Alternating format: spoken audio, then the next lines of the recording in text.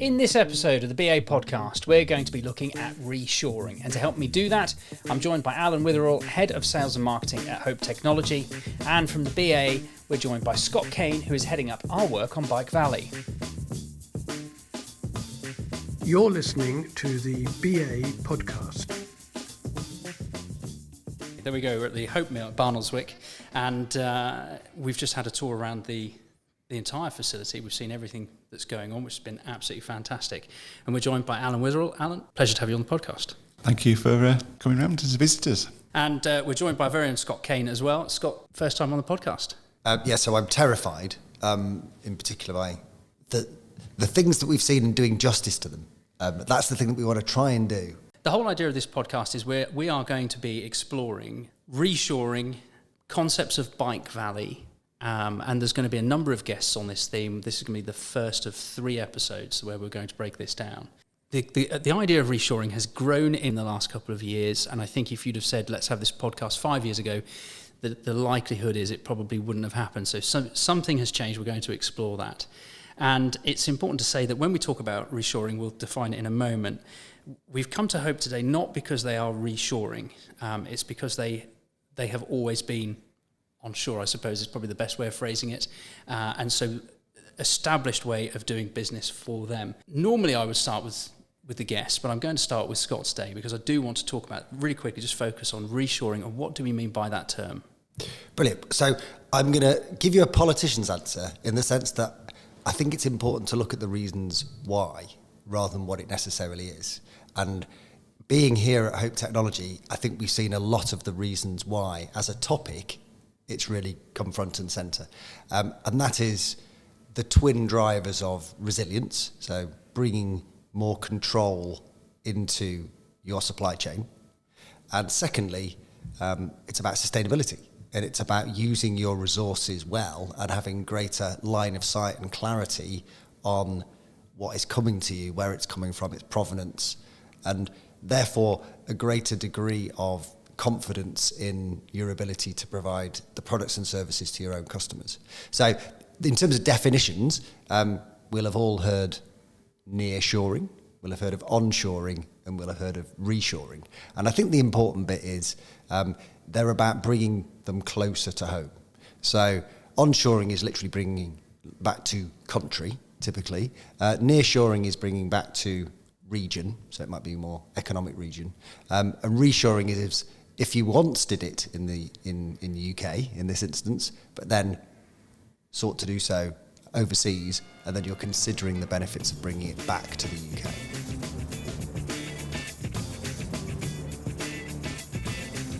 So, Alan, the interesting thing then, as I've already mentioned, is that this isn't a reshoring process for you. That isn't what you have been doing. How Hope Technology is operating today, in big handful terms, is effectively how the business has always been run. Is that correct? Yeah, and we've always wanted to have total control. That's been sort of the driver of Ian and Simon when they started the business over 30 years ago now. It was sort of a common sense approach, just being able to control things and make things for themselves. And it just sort of almost grown from a hobby, I suppose, in a way. The sort of established wisdom of you have a bicycle company, you do various parts in your headquarter country, and then you outsource it. Why didn't you offshore in the first place? Why have you always remained onshore? Is there a particular reason for that, a company outlook? It was total control. That's the main driver. And we're not very good at forecasting and purchasing. So by making it ourselves, you don't have to worry about that, because you can buy a lot of raw material relatively cheaply compared to the final cost. So you can stockhold a lot of that, and then you can manufacture products as and when you require them. So the investment's a lot less ultimately. So instead of ordering 1,000 stems from China, we just have some raw material and we can make a few of each size and sell them on that way, and just we don't have to forecast too much. We can actually manufacture as we require them. And you were saying earlier as we were doing the tour that basically everything that was being shipped out today was effectively being assembled today. It would be, yeah. This is what people can't get the concept when even shops when they bring up an to order. Well, no, is it in stock? That's the usual question. We say yes, technically it is, but it's not together. Yeah. So we've got the parts in stock, but we have to actually assemble them. But that's a quite quick process. So it means again our inventory of finished parts is very low, but we might have a few. Further down the line, we'll stock more raw material or raw machined parts. So it's just the final assembly with the last thing, it's the last minute basically. Scott, 10 or 15 years ago, a company might develop a new product here in the UK, but would typically turn to manufacturers in China, Taiwan for the actual manufacturing, where there is this perception, and it is something we've talked about earlier, that there's a ready supply of skilled workers available at a more competitive rate. What has changed or is changing in that paradigm at the moment? I think there is definitely an optics part of this. It's about what... is this an inflection point about the way things have been done, perhaps for the last 20, 30 years, where there was maybe a bit of a herd mentality towards thinking the unit economics would work better if you offshored. I think there's been enough shocks to the system to give people a moment to then think, okay, well, actually, is that still the case? And so, the big, you might call them headwinds, we all know about. They are to do with they're to do with COVID. They're to do with Brexit. They're to do with an energy crisis. They're to do with a sense that there's a set of technologies that are perhaps coalescing right now that might make certain things that have previously been difficult to do more easy to do. And so I think those are some of the kind of factors that are enabling people to think differently. I think if you layer in on top of that a sense of purpose around a transition to net zero and a greater sense of being aware of the resources that we're using and using those resources as efficiently as well as possible, as well as labour practices and other things, there's a set of things which still come down to your vision as a business, and they still come down to your what do you want to try and optimize for, what do you want to prioritize.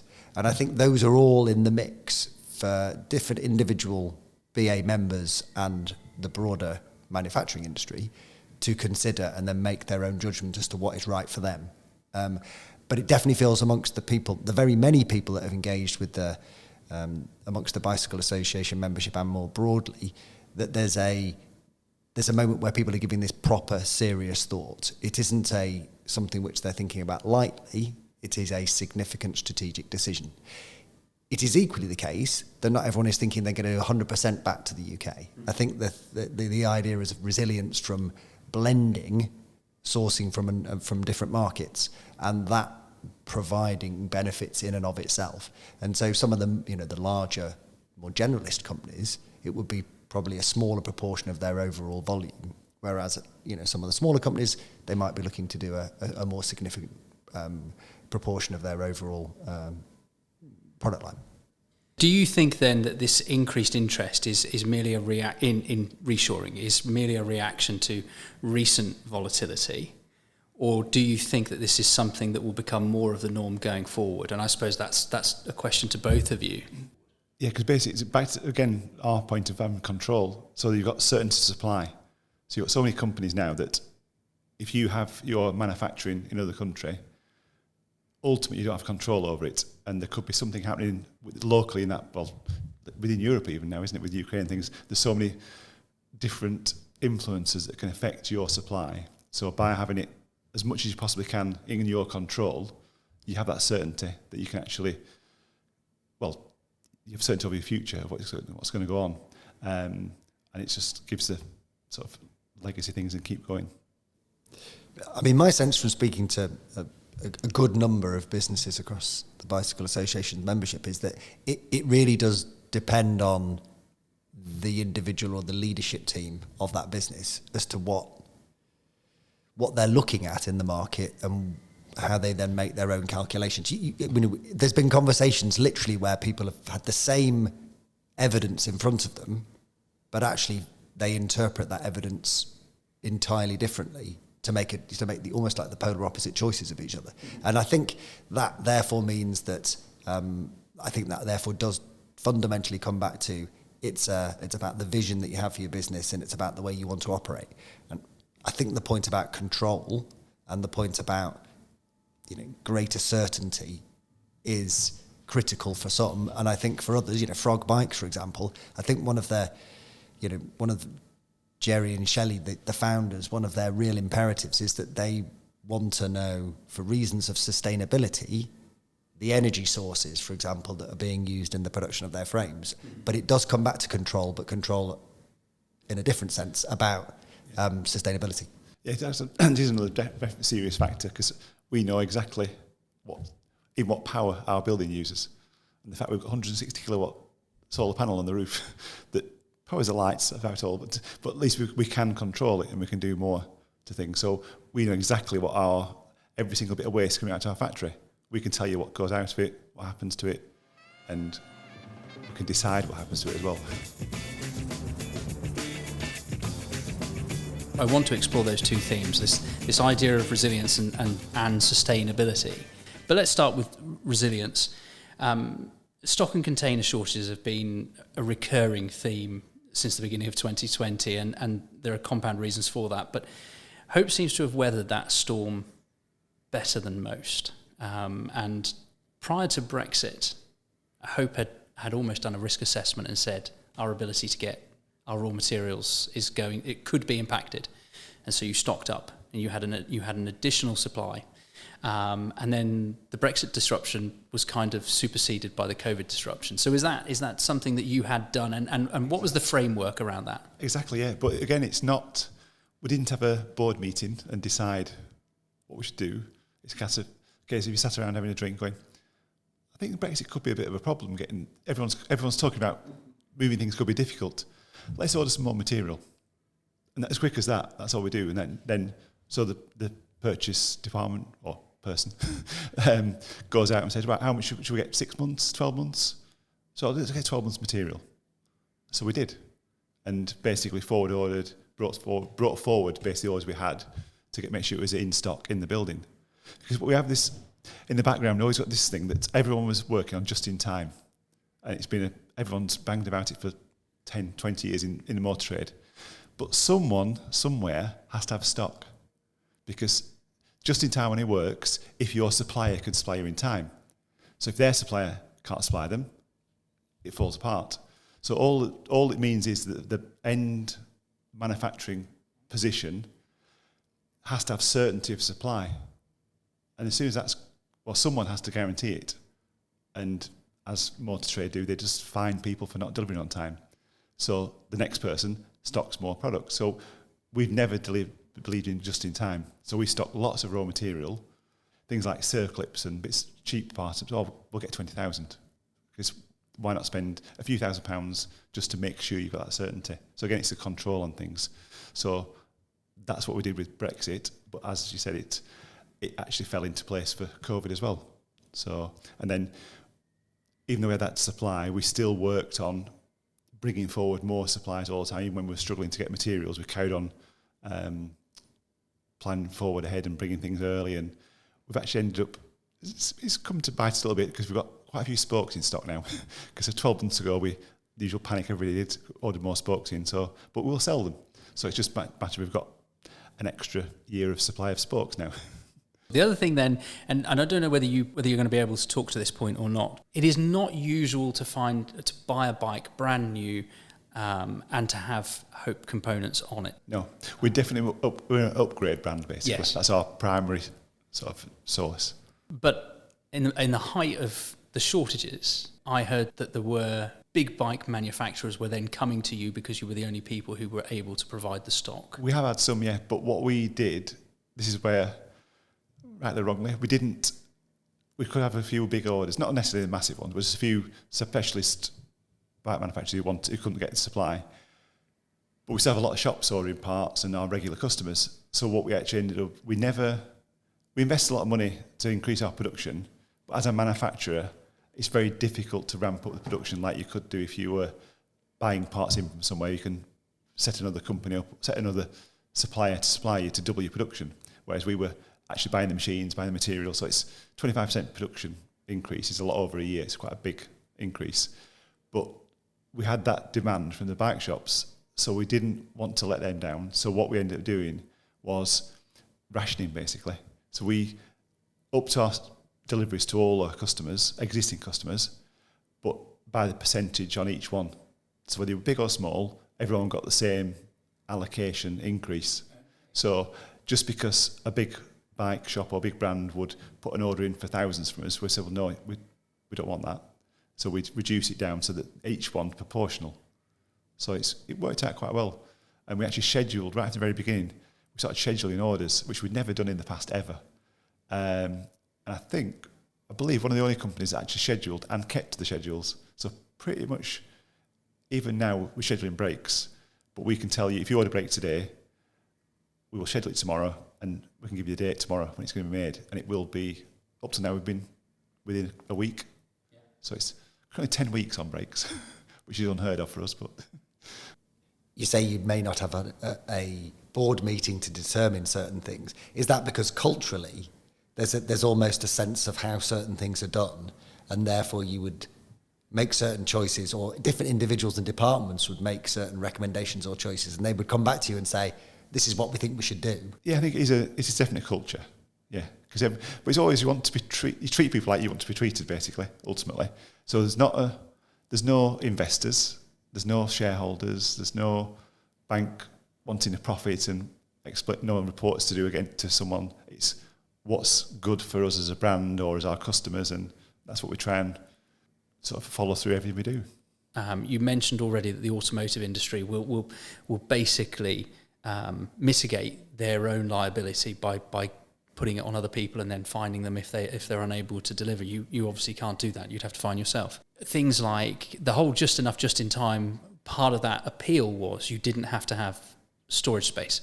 So all of the space that you own theoretically would be productive, and some of your space is literally just holding lumps of metal. So what are the trade-offs, if you like, for you having this much greater level of control? I think because we're relatively small in the manufacturing business side of things, so the scale of things isn't too bad to store, but also because we've always this is control. We've always been a manufacturer who sells direct to retailers. We've never had a distributor in the UK, and even in Europe now, we still sell direct to retailers in Europe. So we've cut out at least one, if not two, margins out of the manufacturing process, out of the production process. So normally you have a manufacturer in the Far East, ships it to a distributor, to the manufacturer themselves. Then they ship it to a distributor who sells it to a shop. So you've 5 people in the chain, whereas we have 1 or 2 possibly. So we've cut out so many margins that we can be relatively profitable to be able to fund ourselves, but then we can be competitive as well, so we don't have to overprice things. But it does allow us that flexibility to be able to stock the raw material again, which is quite cheap to stock. So we're not buying in, whereas another brand would have to buy in finished products, which are very expensive. But if we're just buying in raw material, that's 5% of the cost or something. So it's tiny investment really to have that certainty. And we're adding so much value actually in the building here. That's the difference.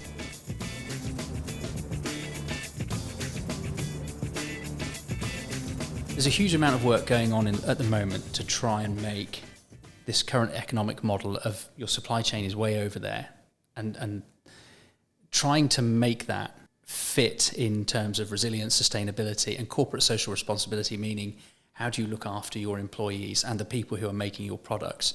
There's a huge amount of work going in order to achieve that. You don't have that. So what does your model mean for your employees? Well, this is sort of the answer. I think it's basically because, again, where we are in Barnoldswick, it's, when you came here, it's a town on its own in the middle of the countryside. So it's quite autonomous. So by default, we end up with probably 80% of our staff live in the town.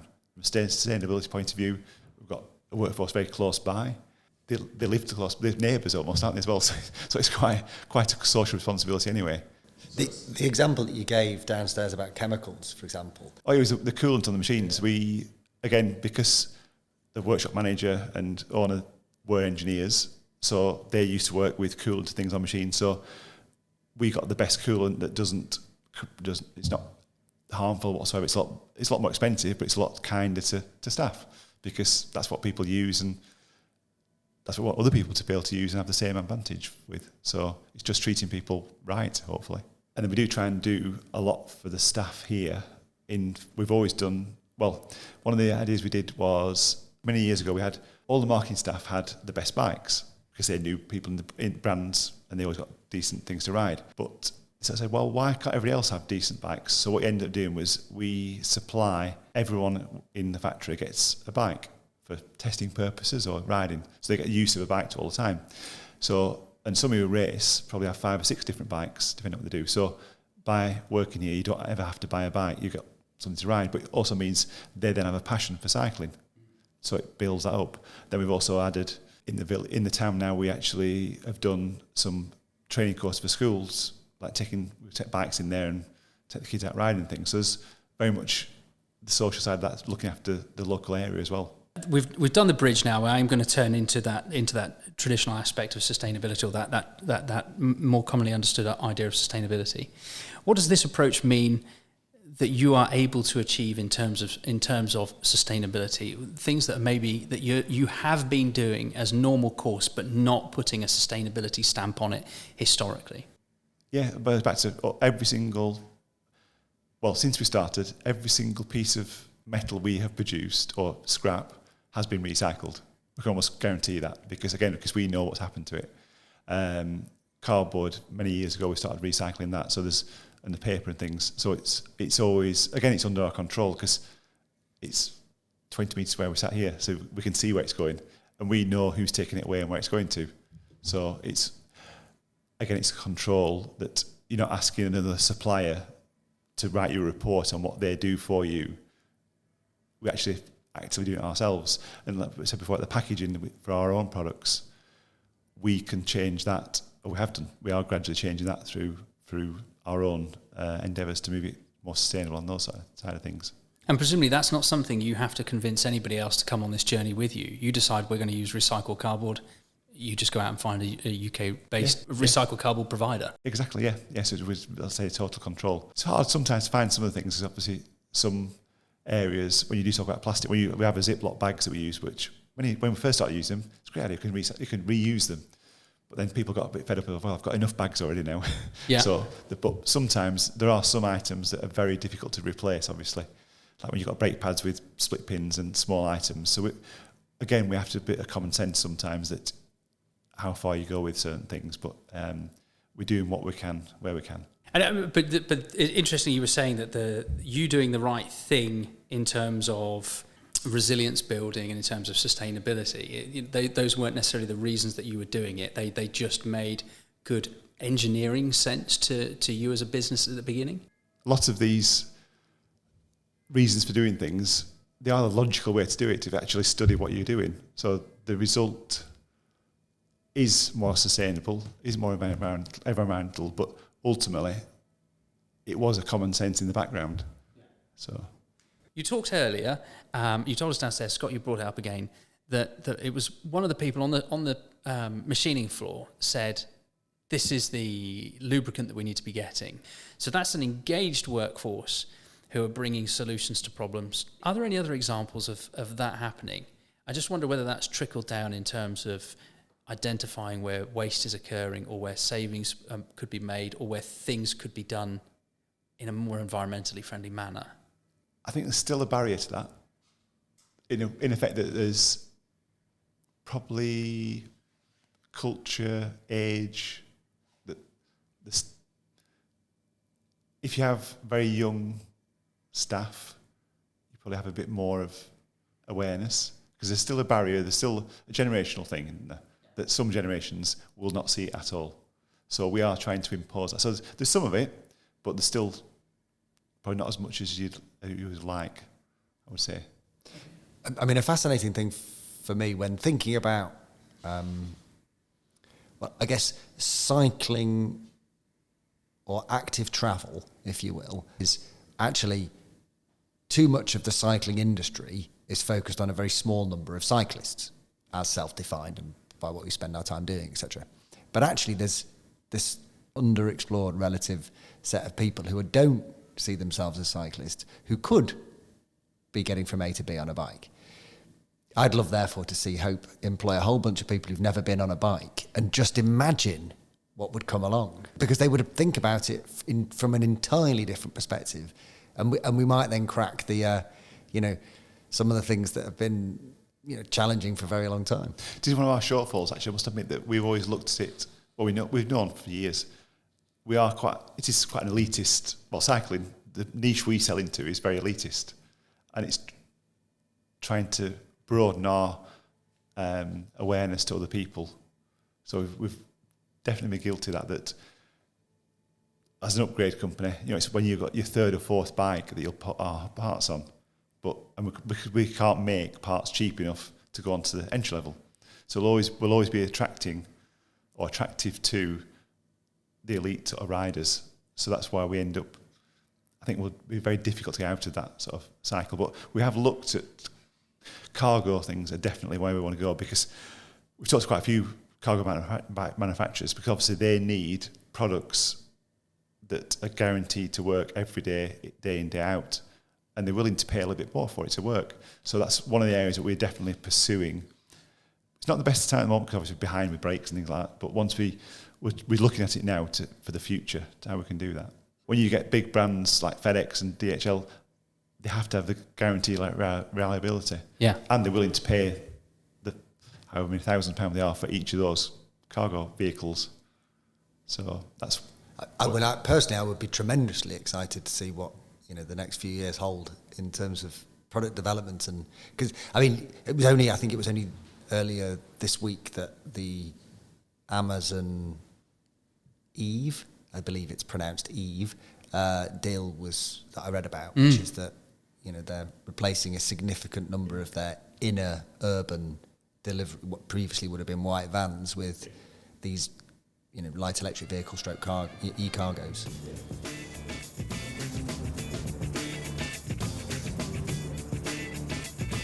And could I ask, when walking around, we saw a lot of high value advanced manufacturing machinery, but we also met and spoke to an array of very talented people. And at a number of points you said the talent really does exist and is thriving here in the UK. To what extent do you think that is understood across the industry, or whether there's a perception that actually in some ways it's absent or lacking? Yeah, I think they don't. This is one of the things you don't see that sometimes, because they've got. I think the bicycle station will look quite a bit on the transferable skills between different industries, because everyone perceives the bike industry of being sort of low tech and things. So all the people we've got, well, this area where we're based, it's very much aerospace driven. So like Rolls-Royce were here first, which aerospace. So there's loads of feeder companies and lots of engineers in effect. So we have a massive pool of skilled engineers. So it's quite normal in this area, but they wouldn't necessarily think about making bike parts, would they? So it's more aerospace or high value manufacturing. But I don't think anybody could walk the factory floor here and think that this is low tech. I mean, the equipment that we've seen today has been absolutely incredible. So the skill levels in the local area must be really high. They are, yeah. Like I said, because there's been such a, it's for the last 70 years, is it now? 60 years in this area, they've been making sorts of jet engines developed around here and things. So it's all that base of engineering. So there's a lot of knowledge. So and cutting edge design in different areas, even in carbon fibre and things. So it's definitely helped us to find the pool of knowledge and skills. Scott, I'm going to change tack again a little bit here. Bike Valley is something that we've spoken about. It's something that the BA has been toying with for a very long period of time now. And the first thing that comes to mind is Silicon Valley. Is that a fair comparison to be making? If you are familiar with the broader context of Silicon Valley, i.e. you have a sense of it's spread out over a very large area. So Palo Alto, for example, is very different from downtown San Francisco. There is some truth to that. But actually what is understood by UK Bike Valley, UK Cycle Valley, whatever you want to call it, is an idea that there is already a breadth of capabilities that give confidence that with some deliberate and intentional support and investment, much more of the value and the innovation from both design, testing, production, assembly, the full range for bikes, e-bikes, cargo, e-cargo, through to light electric vehicles can be done in the UK. And a combination of some of the tailwinds and headwinds we've been talking about, coupled with a sense that actually we're at this point where electric vehicles are receiving an outsized amount of government and indeed investment attention. But at the moment it is under-explored and under-invested in, arguably, relative to electric vehicles. And so UK Bike Valley, very simply, is trying to marshal a set of evidence to say this is where the strengths are, of which there are very many. These are where some of the gaps exist that the market suggests that were those gaps to be considered and invested in, they could act faster, bigger, better, faster, whatever interpretation of innovation you want to take. But and so therefore that probably justifies some form of coordinated investment, which may or may not involve some element of innovation funding from some part of UK RI or other public body. So that it's really it's almost saying here's a set of information which suggests we think there's a big enough prize that's worth going after. We think the UK, amongst its firms, large and small, and its science and research base, has the skills and the capabilities. There are some gaps. Third question, why now? Why not 10 years ago, or why not in 20 years' time? And there's these factors that we've talked about. And then lastly, if it's so good, what's the bit that potentially is missing? What justifies some additional investment from some part of perhaps the government machinery? And that, I think, comes down to there's not currently a line of sight between all aspects of design, manufacture, production. And so, actually, where we're sat right today, you probably do have that line of sight. There are, the engineers and the other firms that have been working in, say, other parts of, sometimes often perceived as being the higher value parts of an engineering world. Well, actually, many of those skills in terms of people, but many of those skills in terms of processes are very well tuned to, producing brilliant e-bikes, brilliant e-cargo bikes, light electric vehicles and so forth. But that isn't necessarily well understood UK-wide. So here's quite a unique place in a way. This is your head office. It is your point of fabrication.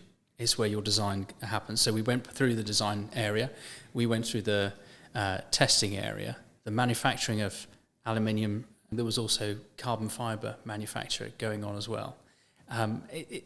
Is there anybody else that and assembly and finishing and anodizing, and so that whole all of those processes are being done in this one place? Is there anybody else that has got that line of sight that Scott was just talking about? I don't think anyone's got every single thing we've got. There are a few smaller brands now who are machining, probably a little bit of anodizing. So there's a few coming through now. Some are direct selling brand, this sort of thing. So but it is probably quite small, because we always say it will be very hard to create this now, because we sort of we grew on a crest of a wave of sort of mountain biking. So we started in the early 90s, and when all the American brands and Bullseye and also, I think they're all sort of up and coming, and we were on that same sort of wave. So we grew with them and that market. So I think that was our advantage, that we could grow at that time when it was in its infancy. So to come into it now would be very difficult to create a brand without massive investment.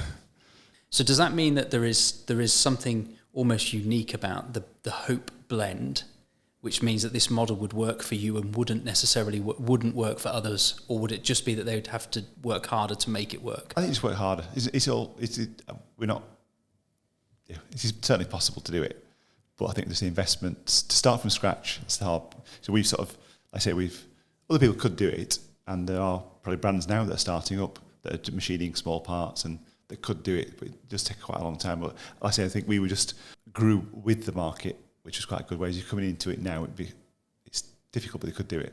I asked you a moment ago whether you jokingly said you didn't want to see more people doing what you're doing because, it's what you do. We've got to have a big competition, I must admit, though. We've always, we enjoy competition. What do you think would be necessary to help encourage more people to be manufacturing here in the UK, to shorten their supply chain? What is needed? Is it needed from people like the Bicycle Association, or is it needed at a governmental level? What is needed to change that so that more people return to reshoring?